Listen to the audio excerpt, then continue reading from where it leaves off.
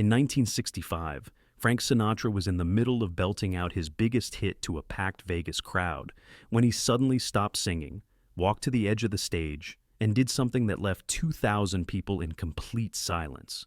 What happened next wasn't planned, wasn't rehearsed, and wasn't part of the show, but it became the moment that defined not just that night, but Sinatra's entire legacy. What could possibly make the King of Cool abandon his performance and drop to his knees in front of thousands of people? The Sands Hotel and Casino pulses with electricity on this October night in 1965. Cigarette smoke swirls lazily through amber spotlights, creating ghostly halos above the packed showroom. 2,000 faces peer through the haze, martini glasses catching the stage lights like scattered diamonds. The air thrums with anticipation. This is Vegas at its peak, and Frank Sinatra owns every inch of it. He glides across the stage in his perfectly tailored black tuxedo, every movement calculated yet effortless. The fabric catches the light with each gesture, a second skin that transforms him from Francis Albert Sinatra of Hoboken into something larger than life. The orchestra behind him flows like liquid silk, Nelson Riddle's arrangements painting the perfect backdrop for that unmistakable voice. Brass sections gleam under the hot lights, violin bows dance across strings, and the rhythm section pounds out the heartbeat of American nightlife. His gaze sweeps across the crowd with practiced ease, acknowledging the high rollers in the front booths, the starlets draped over velvet chairs, the wise guys nursing their whiskey neat. He knows this audience like a lover knows every curve and shadow. The oil executive from Texas dropping his quarterly profits on blackjack, the senator's wife who flew in from Washington for the weekend, the Hollywood agent who discovered 3 future stars in the past month alone. They're all here for him, drawn like moths to the flame of his charisma. Fly me to the moon, let me play among the stars. He cuts through the smoky air like honey over razor blades, smooth but dangerous, inviting yet untouchable. The opening number always sets the tone, and tonight Frank's voice carries extra swagger, that particular confidence that comes from knowing you're untouchable. The audience leans forward as one organism, drawn by the magnetic pull of a man who has conquered every stage, every heart, every challenge life has thrown at him. The room breathes with him. When he pauses, they hold their breath. When he builds toward a crescendo, their pulses quicken in anticipation. This is more than entertainment. It's communion, a ritual where ordinary people transform into believers and Frank becomes their prophet of cool sophistication. But the atmosphere transforms. Near the stage's edge, a commotion ripples through the front section like a stone dropped in still water. Security guards move with quiet urgency, their black suits cutting through the seated crowd like shadows. His attention locks onto the movement. A lifetime in show business has taught him to notice everything while appearing to notice nothing. He continues singing, his voice never wavering, but those ice-blue eyes track the disturbance with laser focus. A wheelchair emerges from the crowd, pushed slowly toward the stage apron. The security detail parts like water, creating a path where none existed moments before. Frank's fingers tap against his thigh, not keeping rhythm anymore, but processing, calculating, wondering. The usual Vegas choreography of money and power suddenly includes an element that doesn't fit the script. The song builds toward its crescendo, but his attention splinters between the soaring melody and the small figure now positioned directly below him. The spotlights seem brighter suddenly, the air thicker with something more than cigarette smoke and expensive perfume. The usual Vegas energy, that intoxicating blend of money, power, and desire, begins to feel different, charged with something neither glamorous nor comfortable. Frank hits his final note with characteristic precision. The crowd erupts in thunderous applause, but his focus remains fixed on that wheelchair below, still shrouded in shadow and theatrical glow. He acknowledges the ovation with his signature nod, that million-dollar smile never faltering, but the dynamic has fundamentally shifted.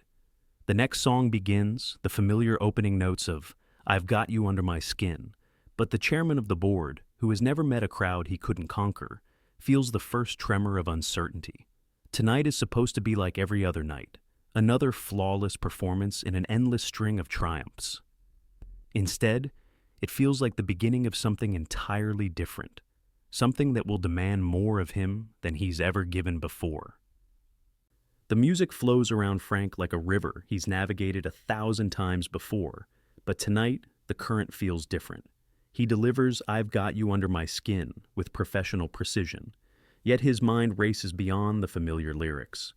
3 sold-out shows this week, 2 recording sessions, a film meeting tomorrow. The machinery of fame never stops grinding, never allows for pause or reflection. At 50 years old, Frank Sinatra has everything a man could want, and nothing he truly needs. The Rat Pack adventures with Dean and Sammy feel increasingly hollow, the late-night parties more like obligations than celebrations. His marriage to Mia Farrow teeters on the edge of collapse, 21 years his junior, but somehow decades wiser about what matters in life. The pills help him sleep, the whiskey helps him forget, but neither helps him understand why success feels so much like emptiness. His gaze returns to the wheelchair. In the improved lighting, he can make out more details.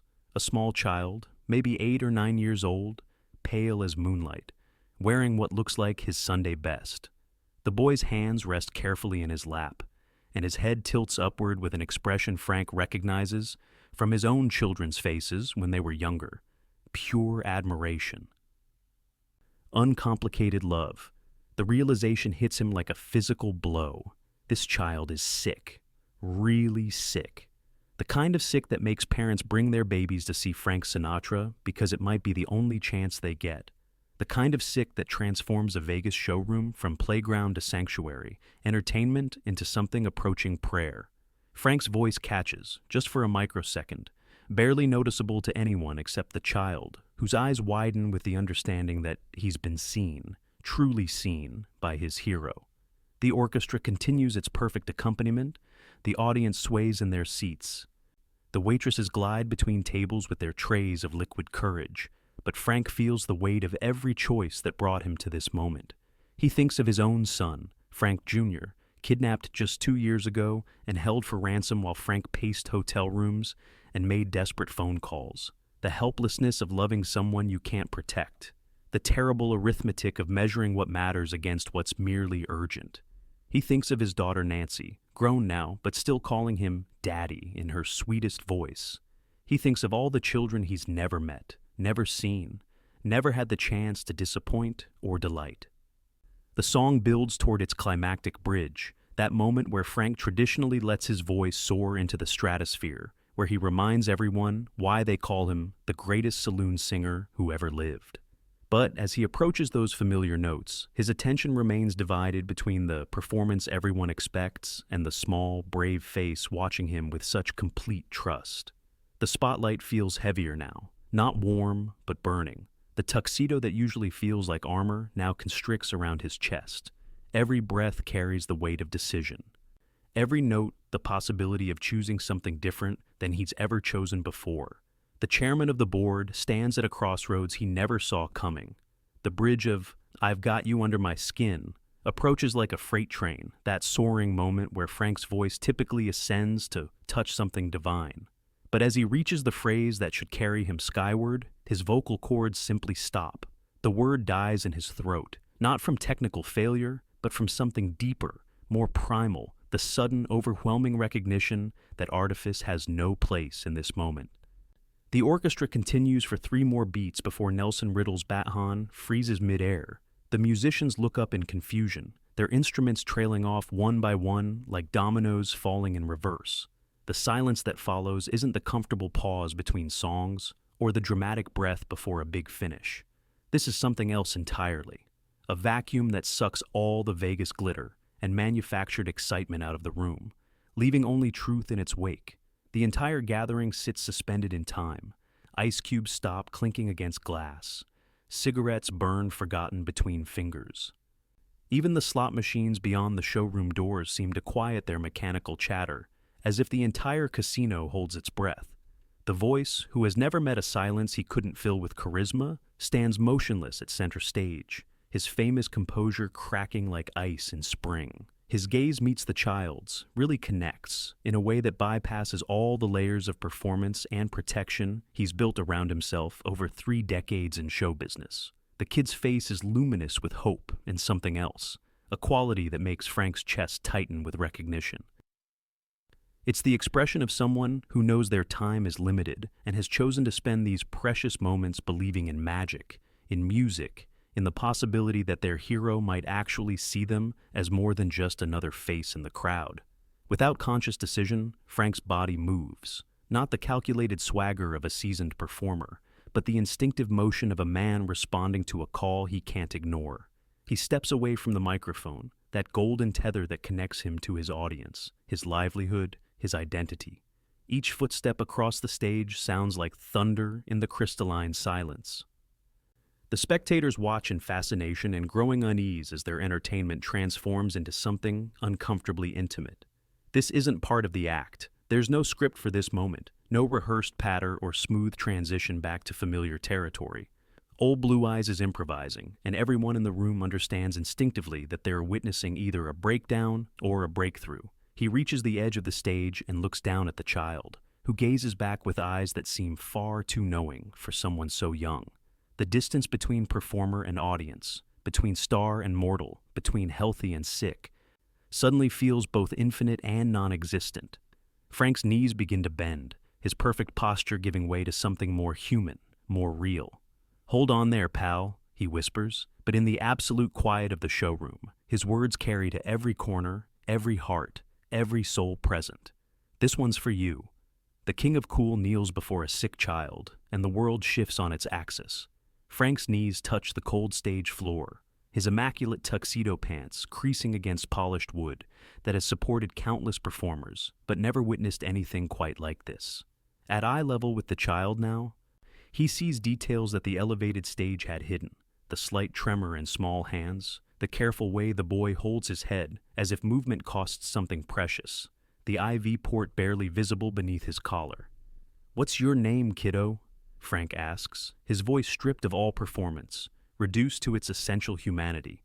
The question floats across the showroom like a prayer, and every person present leans forward to hear the answer. "Michael," the boy whispers, and Frank nods as if this is the most important information he's ever received. "Well, Michael, I think we made this all too complicated with all this fancy stuff up here." Frank gestures toward the orchestra, the lights, the elaborate staging that suddenly seems absurd in the face of what's actually happening. "How about you and I just talk for a minute, huh?" The room full of people disappears for Frank. The recording contracts, the film deals, the gossip columnists, the pressure to be perpetually on. All of it evaporates like morning mist. There's only this child, this moment, this choice to be present for something real instead of hiding behind something performed. "You know what, Michael? I was going to sing some old songs about grown-up stuff that doesn't matter much, but I bet you know what really matters." Frank extends his hand, palm up, an invitation rather than a command. Michael's tiny fingers find Frank's weathered ones, and the connection sends waves through the showroom, like ripples across calm water. "My mom says you sing about dreams," Michael says, his voice gaining strength from Frank's attention. Emotion tightens his throat. He thinks about all the songs he's sung about dreams, dreams of love, dreams of success, dreams of escape. But sitting here with Michael, he understands that dreams aren't always about getting something. Sometimes they're about giving something away. "That's right, pal. And you know what? The best dreams are the ones we share." Frank stands slowly, still holding Michael's hand, and turns to face the gathering. "Ladies and gentlemen, I'd like you to meet my friend Michael. Tonight we're going to sing a song about dreams that come true. But first, I want to ask you all for something." Those assembled wait, transformed from entertainment seekers into witnesses of grace. I want you to close your eyes and think about what Michael means when he talks about dreams. Not the stuff we chase, but the stuff that chases us. The love that finds us when we're not looking. The moments that matter more than all the moments that don't. Frank releases Michael's hand only long enough to remove his jacket, draping it carefully over the boy's shoulders like a knight bestowing honor on a young squire. The jacket swallows Michael's small frame, but he sits straighter, suddenly regal in borrowed elegance. What follows isn't really a song anymore. It's more like a lullaby, a benediction, a love letter written in melody and delivered by a man who has finally remembered why he started singing in the first place. Not for the applause or the money or the fame, but for the possibility of touching another human being's heart and finding his own in the process. The last note fades into silence, but nobody moves. The moment feels too sacred to disturb with applause, too precious to release back into ordinary time. The voice has delivered his greatest moment by finally stopping the spectacle, and everyone present understands they've witnessed something unrepeatable, the moment when a legend remembered how to be human. Michael smiles, still wrapped in Frank's jacket, and whispers, "Thank you." And Frank Sinatra, who has received standing ovations from presidents and kings, discovers that the simplest gratitude from the purest heart is worth more than every accolade he's ever earned.